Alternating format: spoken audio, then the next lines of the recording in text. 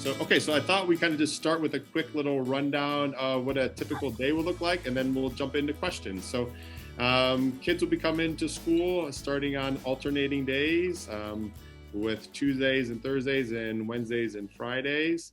Again, by the alphabet, A to K and L through Z. So we're excited to have kids start joining us. Our doors will open at 8:50. So if you're dropping off in the morning, coming to school, kids will then be coming in the main entrance once they're dropped off, as well as our kindergartners will line up at their kindergarten door, which is door number 14, which is right next to our main entrance. So our kindergartners will be going in there. All of our bus students will be in the back of our school. Each bus will be unloaded one at a time, maintaining that 6 feet distance as they're kind of coming into the classrooms or into the school and making their way to the classrooms. Before entering in the classroom, teachers will be doing a quick temperature check regarding their temperatures and making sure that it's below the 100.4. If it is registered at 100.4, students then will be asked just to kind of head down to our nurse's office just to kind of sit down there and recheck just to make sure that they're feeling okay. If students' temperatures continue to be high after that, then parents will be reached out and contacted just to kind of come and pick up their kids because they are displaying some symptoms. If they're below, then they'll be kind of sent back to class to start their day. Once inside the classrooms are set up.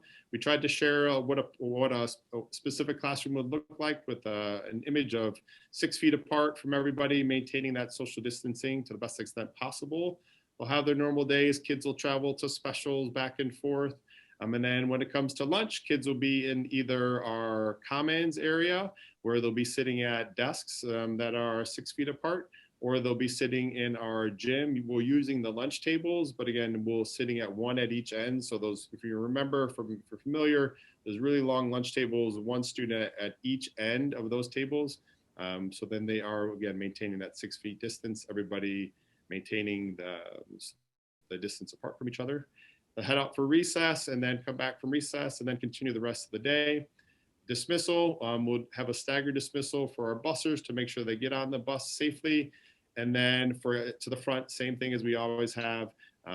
Parents will see some orange dots outside. So if you're coming to meet your child outside, there's some dots where you can stand on, which are separated 6 feet from each other. Students will then kind of walk right out, meet up with people, and then head on off our campus. You can be a huge help for us by when you're on campus, that you are wearing your mask, that you're watching your social distancing and being those models for our students. Our staff will be outside helping, encouraging everybody to do those as well. But that could be something that you can start doing now, of having your students wear their mask, practicing wearing those from extended period of times, talking about social distancing, talking about making sure that we're washing our hands consistently after we're touching a variety of things. So in a nutshell, that's kind of a typical day for all of us. I'm seeing lots of questions starting to kind of roll in a little bit. Yeah. Adam, do you want to just kind of go ahead and jump right in, I guess? Yeah. So, okay, let's go with something maybe for more medical, right? So how will you differentiate between the common cold versus COVID and allergies? Like, what's that going to look like? Yeah, so then I can kind of start. So if there is a known allergy for a student, we should have a record of that in our medical office. And so then if a student has a pre-existing condition, we're going to make sure that you're notifying us of what those might be. So then when a student does present those symptoms, we would have the understanding that there is an allergy, that there are some of these additional things. So we would have that understanding. So part of that then is going through all those symptoms, talking through with the student to have a better understanding of what they are and what they're presenting. There are a lot of commonalities between the symptom list. So that's kind of using our expertise of our school nurses to kind of differentiate to what it potentially could be, as well as reaching then out to the parents as well. I don't know if Jamie or Debbie, if there's anything else additionally that you want to talk about regarding differentiating between COVID / cold, allergies, Yeah.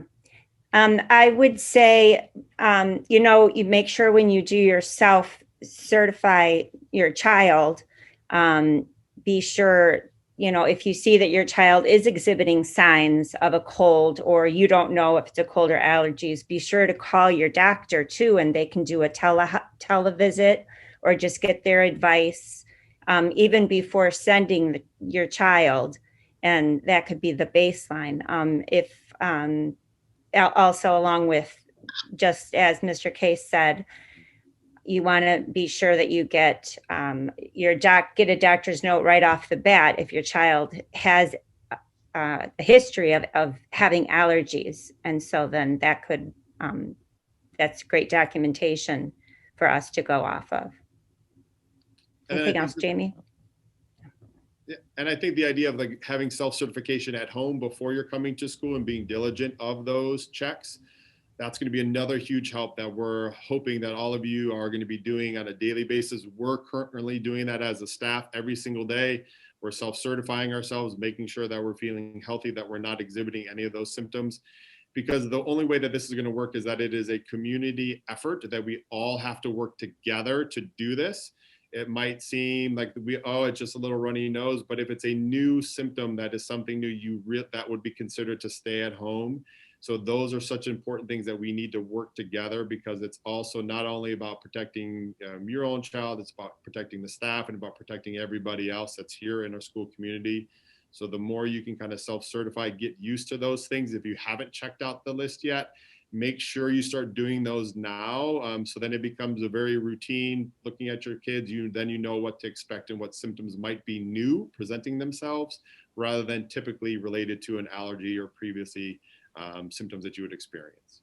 Yeah, and a question just came in on kind of the same topic. Parent just hoping that there's a structure for making parents take their kids for a test prior to letting symptomatic kids back in.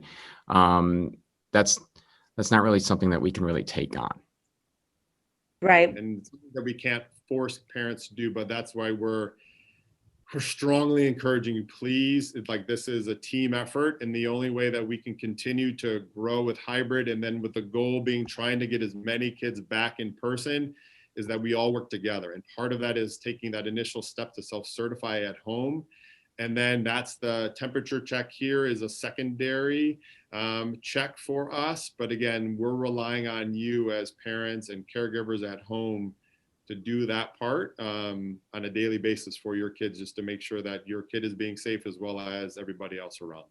So sticking on, oh, sorry, go ahead, please. I was just going to say, if I could add one thing, what's really important is, I know you want your kids to be feeling better if they do have symptoms. It's really important that they not come to school after you've given them Tylenol or fever reducing medication, because that's just going to cover things up. They're still going to be potentially contagious, and it usually wears off around noontime or so. So at noontime, we're going to have to do something. So and then two more questions related to this topic, and I'm sure there's others, but if a student has a fever, parents will not be required to take their child for a test, but it's something where if there's symptoms, I'm just talking out loud, if there's symptoms, if a child is symptomatic, then they will be isolated or quarantined or not able to come to school, correct? Correct. Using the guidance from the Illinois Department of Public Health, they would be considered to be a probable case because they're exuding a symptom. So the only way to the return to school would be having an alternative diagnosis from a doctor. So if you went to the doctor and said, oh, remember this was your allergies, you're okay, or a negative COVID test. So those would be the only two ways that a student would be able to come back earlier than the quarantine period, which would be, if I'm correct, 14 days. If you're someone that's exuding, a probable case would be 14 days. So if you want to return back earlier, those would be the only two ways for, under current guidance from the Illinois Department of Public Health, that you would be able to come back to school. And then if someone is out of school for whatever reason, they can join remotely that day.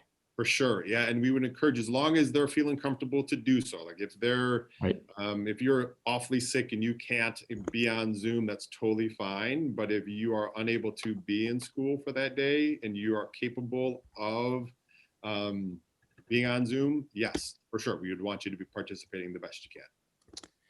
So how many kids will be in each class? What does it look like for Ivy? What's the percentage? Yeah, so we're unique in the sense that we have a percentage for just the overarching from a whole school.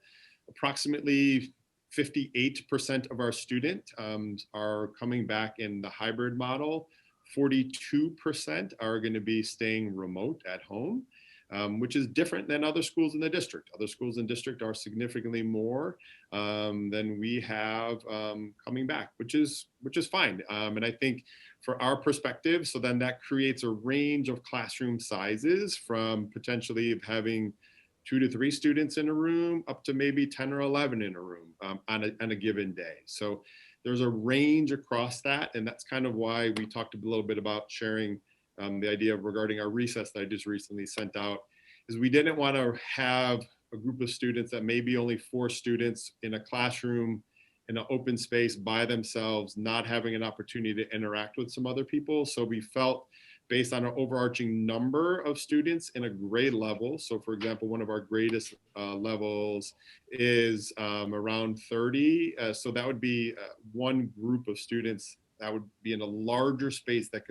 that would be able to socially distance, that would be able to then have at least some ability to communicate and talk with some of their other classmates, rather than sitting in a large square by themselves, for a half an hour. So we're gonna monitor it. We're gonna need your help to maintain the social distancing, requiring them to kind of wear their mask and being outside and running around. And so encouraging them and practicing that with them so we can continue using that model to keep everybody safe. Okay, so there's a few questions about drop off and pickup. What's that going to look like? Do they need to walk their kid into the building? How does that look like? Or what does So that our look like? typical drop off in the morning. And so if you are familiar with our school, we have the circular driveway. Parents would be coming in as they typically would. We would want you guys dropping them off in the circular drive. Reason being is because our staff will be out there. We'll be able to help maintain kids that 6 feet distance, because a car distance will be able to kind of start that initial 6 foot distance as they're walking into the school.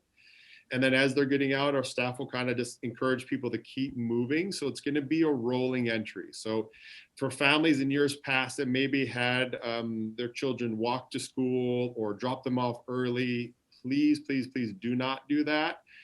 Because our school doors are not opening until 8:50. Again, in years past, kids would kind of congregate out front, our main entrance, talk, socialize, play Foursquare. We're encouraging you, please, please don't do that, because then that creates that environment where we're no longer in those kind of 6 feet guidance procedures that we're trying to follow. So once the kids are opening the doors as they would, you don't need to walk your kids up. The doors open up as in years past. They jump out of the car. Teachers will say, go ahead. All right, head on inside. And the kids will walk right inside into their to their classrooms. We'll have staff that'll be waiting for them inside our hallways that are not classroom teachers, helping guide them where they need to go, reminding them to keep their masks on, watch their distance as they're kind of walking through the school, and then they'll make their way to the classroom. So that's kind of how the drop off will go. At the end of the day, kids will kind of be a rolling exit as well. Classrooms are going to be staggering themselves as they're exiting the front entrance.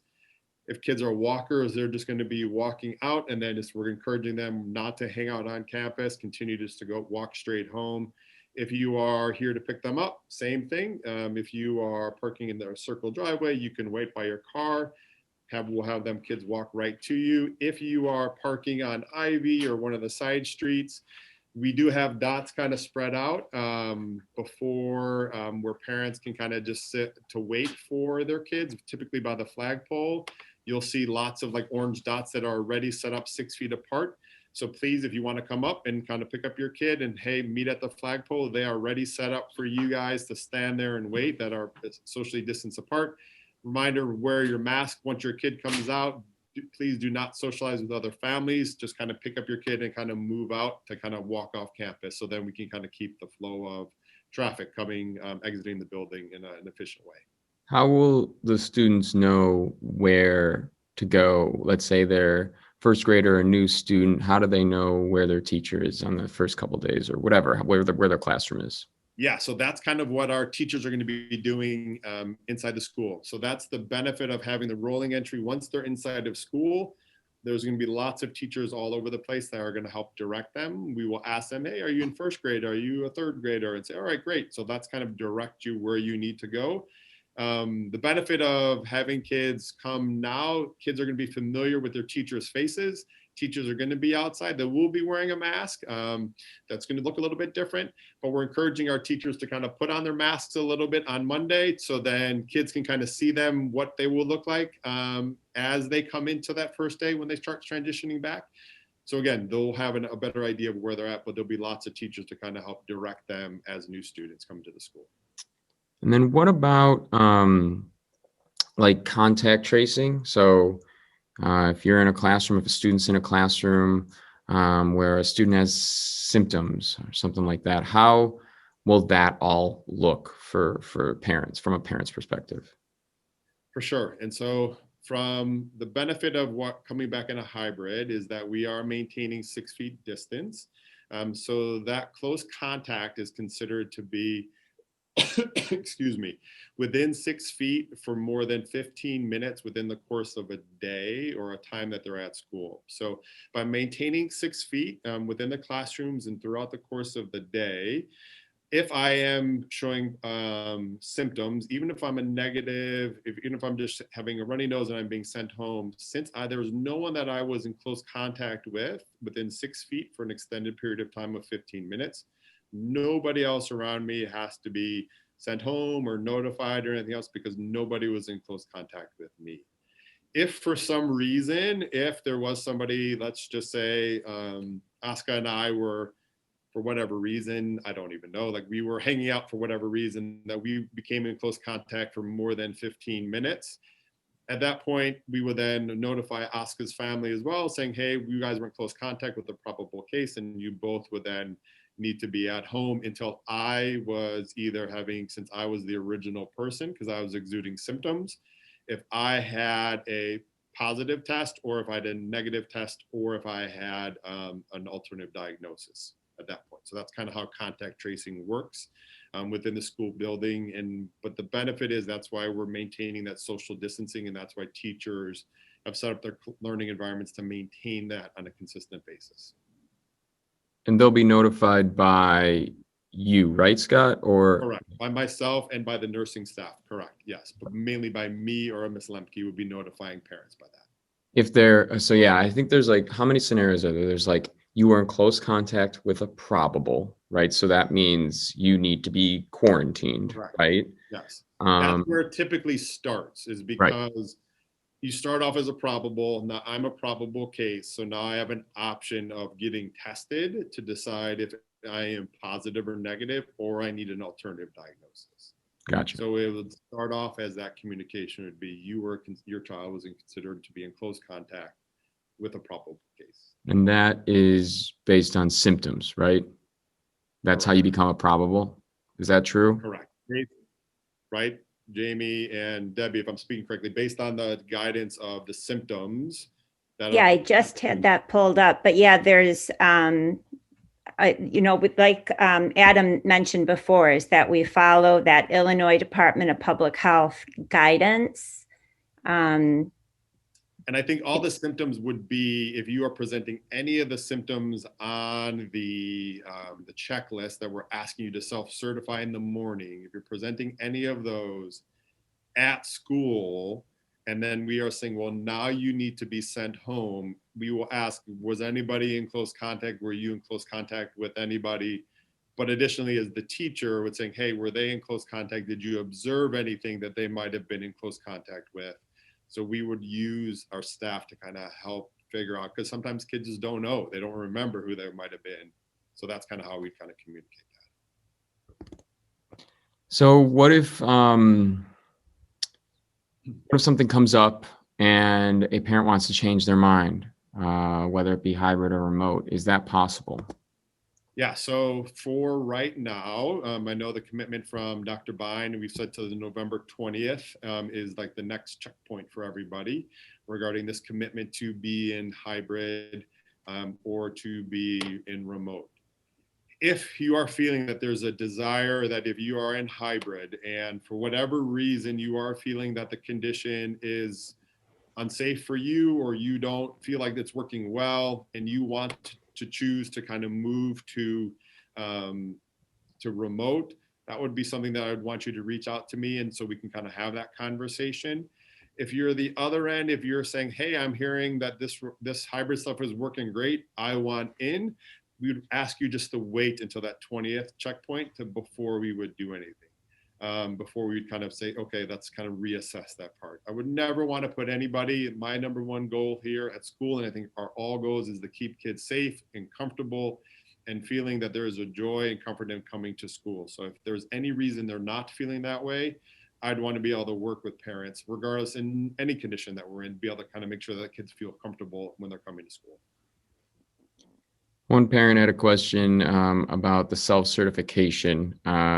Is it an online form that you submit or anything? It's just online, and what our district has said is if you are sending your child to school and if a staff member comes to school, that is a certification with us that you have gone through that self-screener and you are answering no to all the questions. And that self-screener is on our website at www.sd25.org/self-screener. Yeah, so it is, yeah, perfect. Thank you. What about masks? Some are asking, do they wear them at recess? Do they wear them in gym? Are they wearing them from like the moment they walk in to the moment they walk out? Like, what's that look like? Yeah, so masks, and we know, is like one of those big keys for us to kind of help mitigate risk. So we're gonna have, as kids are in school, they're gonna be wearing their masks throughout the course of the day. Teachers will be taking their kids for mask breaks when they go outside, and having them take a break, and call them small breaks, or just heading outside to get some fresh air, because the teachers as well are going to want to take a break and take their mask off. And again, when we do that, we prefer to be outside, as well as keeping social distancing of 6 feet distance from each other. So when it comes to like recess and playground and running around, we are going to encourage kids to wear their mask, because as kids are running around back and forth, they're going to potentially cross paths within that 6 feet as they're crossing paths for each other.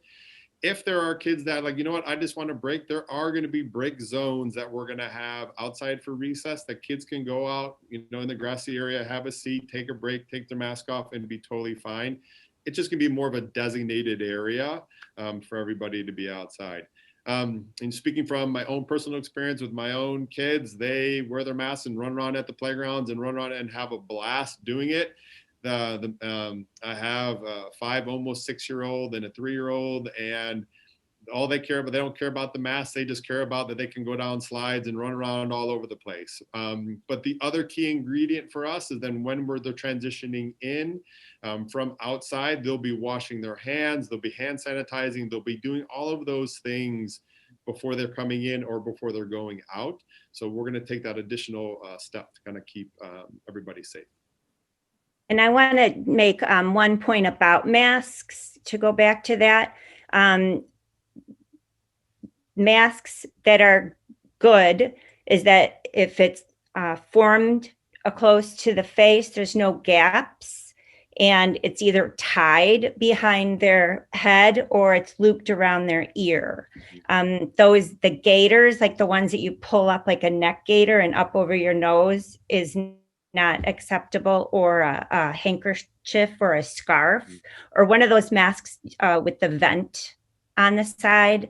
Those are not acceptable. Yeah, and the best mask for the kid. Yeah.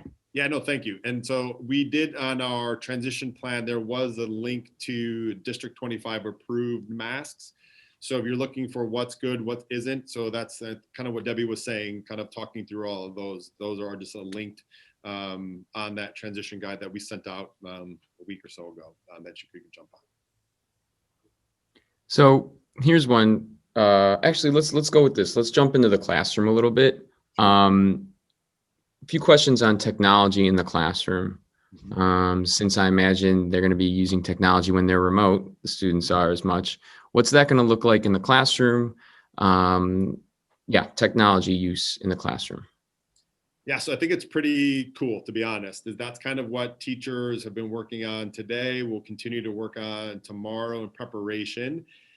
It's fascinating to see how everyone's kind of working through, knowing that we're going to be having groups of students at home, some in person, using the technology of microphones that are also speakers so kids can kind of hear each other, utilizing our projectors and document cameras so then kids can get the similar experiences, be it at home or in person. And then having teachers kind of practice a little bit and kind of figuring things out of like, all right, I can stand here and kids can see this. So I think that's what they're all working through. Our goal is to deliver the best instruction we can on a daily basis. If you haven't noticed already, via virtual learning, our teachers are awesome. I'm pretty biased, but I think they're an amazing group of teachers that are 100% dedicated to meeting all the needs of all of our learners.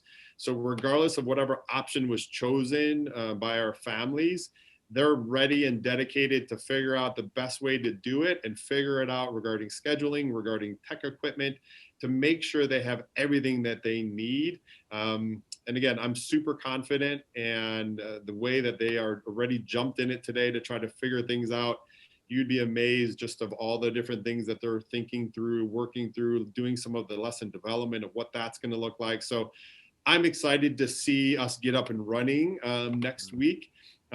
Is it going to be different? Yeah, it's going to be a little bit different. Are the initial first couple days going to be a little bit clunky? Yeah, it's going to be, because we're learning something new. But again, just like we have to remember, as we told our teachers, this is kind of almost a day one of school, because we're starting over a little bit, as we're starting a new way to begin. It doesn't necessarily mean that we need to start over. It's just going to be something new. And we kind of have to give everybody some grace and understanding that it's going to be different, especially for students that are going to be in school. It's going to be different. They're not going to be able to get up and run up and give hugs to teachers. They're not going to be able to run up and write on the board and do all these things. It's going to be different. So that could be a huge help for us, is just letting your kids know it's going to be school and you're going to see your teachers. It's just going to be a little bit different. So there is going to be some getting used to by everybody. But again, our teachers are awesome. They're super excited to see the kids in person. And I think that is just going to be a focus for ourselves, is kind of continue to build those relationships that they built via screen. They're going to continue to build those in person, but also continue to build those via screen and via Zoom with everybody that have decided to stay at home. So I'm excited. I'm excited to kind of see it. I think I've told some parents before in PTA meetings that as I walk through the halls before all this, it feels like kids are in school already by just how animated and excited teachers are when they talk, and hearing them like change their voices. And it makes me say, peek in the room like, hey, who's in there, right? So I'm excited. I'm excited regarding the tech tools, and teachers have the wherewithal to let us know what they need, and we're providing them all that. And thanks to the district to kind of help providing everybody to get them set to get started. So as far as this is a two-part question. We have some questions about the percentage of use of their device in the classroom. Got it, yeah. And then are the students going to need to bring their Chromebook back and forth from home to school every single day, and their supplies and things like that? Yeah, so I think that's part of so let's start with bringing supplies back and forth. The answer is yes. So like, we want kids bringing their devices and supplies back and forth to school to start. Once we start doing this, and we'll see getting into routine, and teachers are feeling, okay, I have this number of students, I can have kids, if they want to store things here or there, we can do that. It's, again, that's that learning process and kind of going through the initial phases of having kids back in school and what that looks like and what that feels like. But yes, we will need kids bringing stuff back and forth to school to start.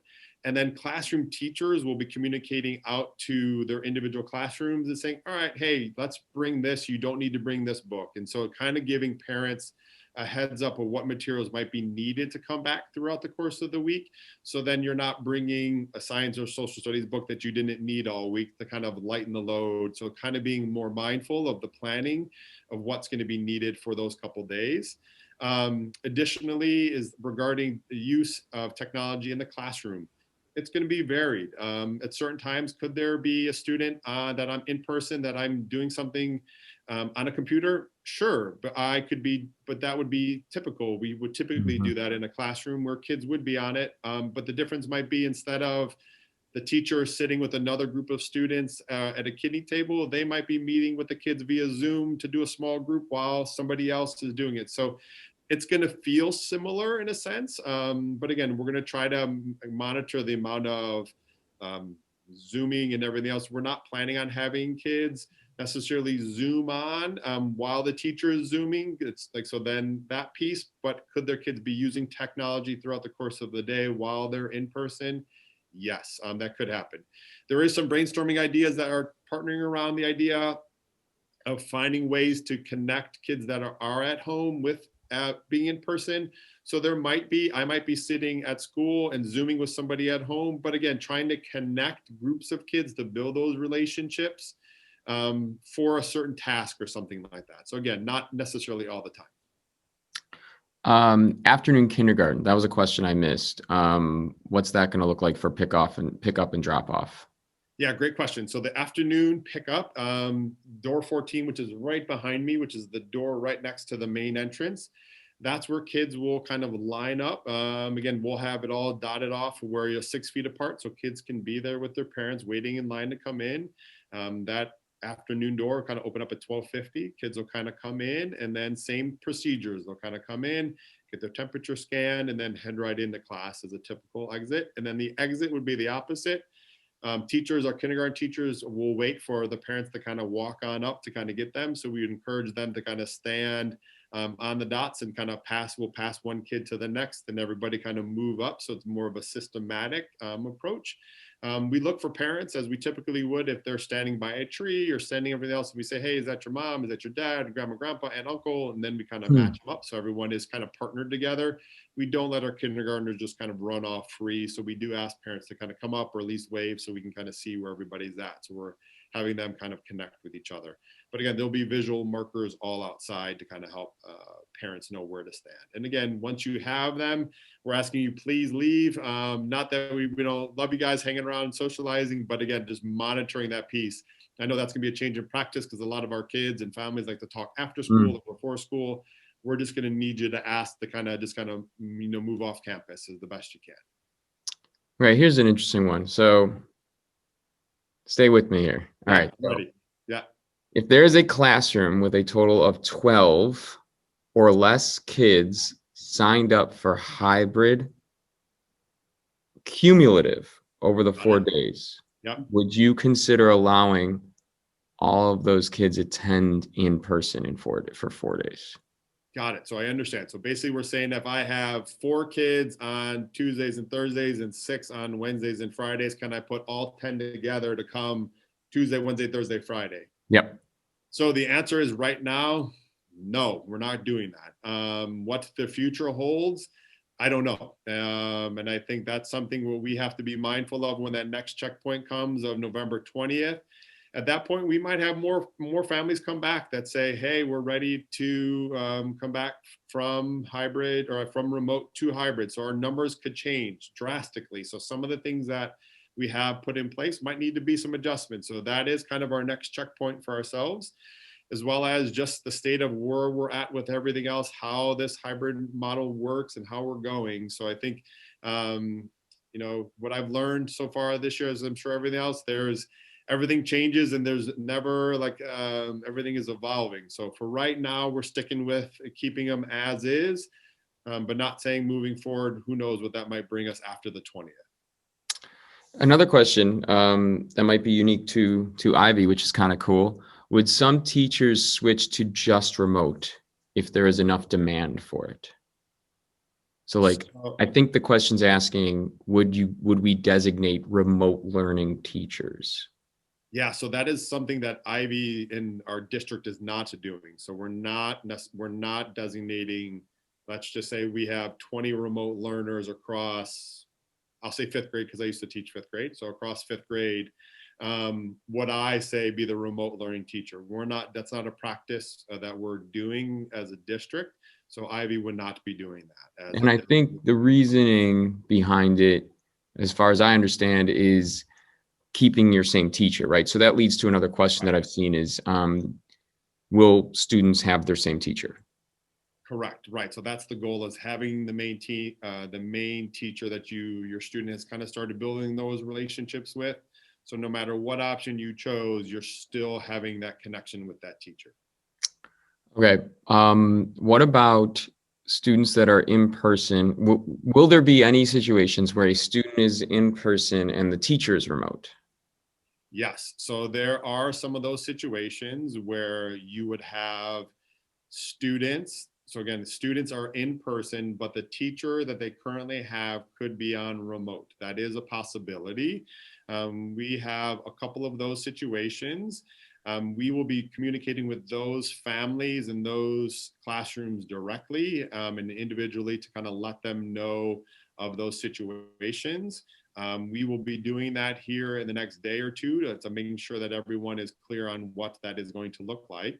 But again, just in general, the idea would be is that you would have the teacher teaching remotely, while you would also have somebody else on staff that would be there to helping facilitate some groups, helping just like an additional teacher almost. I view it as almost having two teachers together, partnering, one via remote, the other one being in person to help facilitate some of the discussions, help facilitate if it's anything else that might be going on, answering questions of kids in person, but also then helping those students that are there, helping them get to lunch, helping them moving around throughout the classroom, but also being there as a support for them in the classroom. So I almost see it as almost two teachers rather than just the one. So there's a few questions about the theory of the direction that the district went. Some are around like, why not do like AM, PM, or why not do Monday, Tuesday, Wednesday, Thursday, and then remote on Friday. So like questions like that. And I think it's all kind of stemming around concern for the days that their kiddos are remote and they're not getting the type of instruction that they're hoping. So what sort of things can they expect from teachers or for days that their child is remote? Yeah, and that goes to the whole planning aspect and driving that lens and the structure of the robust instruction that we're trying to kind of create on a consistent basis. So no matter where you're at, if you're at home or if you're in person, is it going to be different than what it is currently? Yes, it's going to be different. The reason being is because I might send you off in a breakout room, which teachers currently do. They bounce them off, and sometimes breakout rooms are individual. So it's kind of the working independently in a breakout room. But then myself as the classroom teacher, I might check in with the students off of here. So I might not be readily available as I am in the immediacy of the moment because I'm checking with some students in here. It doesn't mean that I'm ignoring you. It means that I will take maybe a little bit longer. I will then come back. All right, anybody have any questions here? Oh, you do? Okay, great. Let me answer these questions and let me bounce back. So it's more of a dance between online and back and forth rather than always being 100% here. So it's going to be different, but not a less than experience for teacher or for students that are going to be there at home. And that's just trying that balance that teachers are just going to try to figure out. I know for Mondays, I know that Dr. Biden has kind of shared out like Mondays are going to be more having opportunities for some of the asynchronous learning. So teachers are able to kind of collaborate and develop. So our teachers are brainstorming ideas of what all of that stuff is going to look like. Students are still going to have contact time with their teacher, live experience via Zooms. On Mondays, it might be a little bit shorter, and then coming back and having more opportunities for them to practice or do small group instruction on those days. But again, our goal, and I'm confident, is that we need to make sure that we're delivering the best instruction we can for everybody, regardless if you're in person or you're on Zoom at home the entire week. It's like, that's our goal, is to drive that as best we can to everybody. So, and again, our teachers know that they are passionate about meeting the needs of everybody. And again, going back to my own bias about our staff, they are awesome. And that is something that we've talked a lot about, of how am I going to do this? What are ways? How can I structure my lessons to meet the needs of all of our students? Yeah, I think that this is the point where now it's like showtime, right? And Yeah. the teachers on the floor are yeah, they're amazing people in our district, and what they do is, it's personal to them, and they're going to show that, I think. For sure.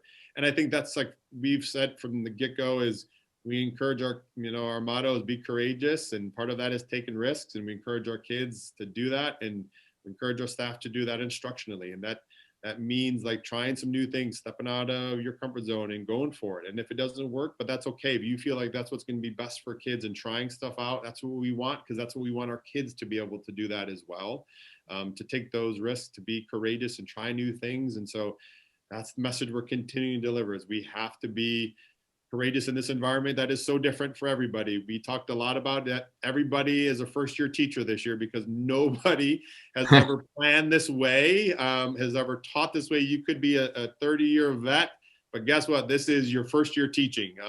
So everybody's in it together. And I think that's the most important thing that I think from a parent community that I hope is that you hear is that our entire staff is embracing what we're in and what we're doing the best for kids. And we hope that you're partnering with us and we're ready to start bringing you guys in and continue to bring you in to be our partners with this as we kind of juggle back and forth of hybrid or remote. So we can't do this without you. So thanks for all your support already that you've given us. We're going to need it even more. We're going to need you even to help support and model all these things that we're asking our kids to do, because they're going to be looking at the adults on what to do. So I think that's a huge help for us to make this continued success. So so I'm excited. I'm excited to see kids. Yeah. That's what we all are, excited just to see their faces here in school. So and we have some messages of like thank you and that's really cool. And we only have like 2 minutes left. Sure. But we didn't really touch on like snack time, eating, lunch. As much as I imagine there might be some questions on that. So what should they bring for snack and what will lunch look like and stuff like that? That'd probably be like the last question. Right. So snack is fruits and veggies in your own skin. We've been doing that for maybe like the last 5 years, I want to say 3 or 4 years, maybe. I don't know. Time flies when you're having fun, I guess. But basically, kids will bring them in their lunch bags, have their snacks. Teachers are going to try to get their kids outside to take a little snack break, be outside, have their snack outside. Some might be taking a snack break in their classroom. Our classrooms have, all the teachers have access to these little portable, I don't know what I would call it, like foldable trifolds. That they like you remember when you'd put something up so you weren't cheating on your name? Yeah, so like a little one of those. So like kids, if they're in their classrooms taking snack, they can put those up. Snack breaks are going to be quick because typically, again, years past, they've been like eating and reading and doing stuff. It's going to be a very intentional snack break because we want kids to make sure they have their energy for it. If they are eating in the classroom, do their quick snacks, and then put their mask on, wash their hands, put away all their stuff that they need, and then continue with their day. For lunch, we are not providing hot lunches, so kids will need to be bringing their lunches from home. So you can bring a brown paper bag, you can bring a lunch bag with a cooler and all that stuff in it.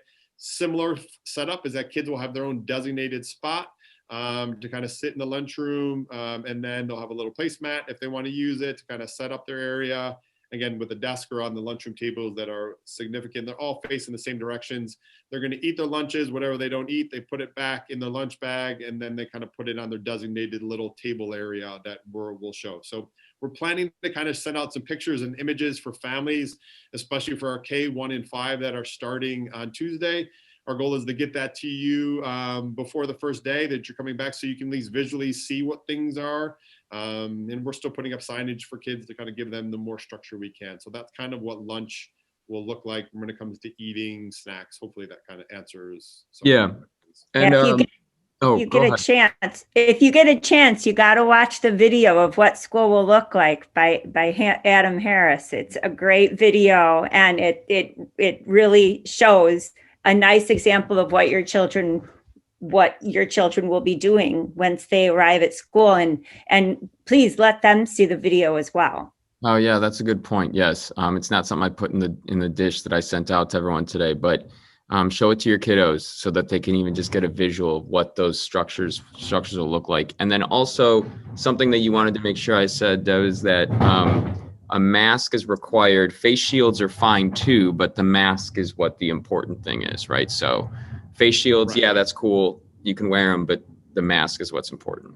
Right. It's a bonus. Like you can't just wear the shield. If you want to do both, that's awesome. That's great. but minimally. And just as a mask thing, if your child, ideally, if you have an extra mask, it'd be great to kind of send it with them so they have an extra one in their backpack. If for some reason, speaking from personal experience, your child forgets that they have their mask on and take a sip of their water and gets it all soaking wet, we do have extras here for kids to give them. Or if for some reason, if a student shows up without a mask, we do have extras that we will give them before they even come into school. So we do have all that stuff squared away as backups just in case for everybody. Awesome. Yeah. Cool. I think that's it. So this was fun. Hopefully you had as much fun as I did. This was great. But as always, if I'm sure there's a ton of questions that maybe we didn't get to, or that you have thought of, or that you're going to think of, don't hesitate to reach out and ask. There's never a bad question, and we'll do our best to answer them, all of them. Most importantly, we're excited to see your kids coming to school next week with our K1 and 5 on Tuesday, and then everybody else the following Tuesday. But again, please be a huge help. Talk to your kids about wearing their mask, washing their hands, and watching their distance. But that's kind of the 3 W's that we're going to be using here with our kids. So please practice those with your kids and have them familiar with what they mean and what that looks like. Even have them understand what 6 feet is. 6 feet is kind of a longer distance, just so they have a visual of what that means when it comes to distancing. So again, thank you. Thanks, Adam. Thanks to everybody. Thanks to Oscar and Jamie and Debbie for jumping on with all of us. And then have a great night. And as another bias, go Bears. Hopefully they win tonight. And since this is being recorded, I'm not predicting a win. I'm just excited that they are playing tonight, and hopefully they can win. So, but otherwise, we'll see everybody soon. Bye, everyone. All right. Take care, everybody. Bye.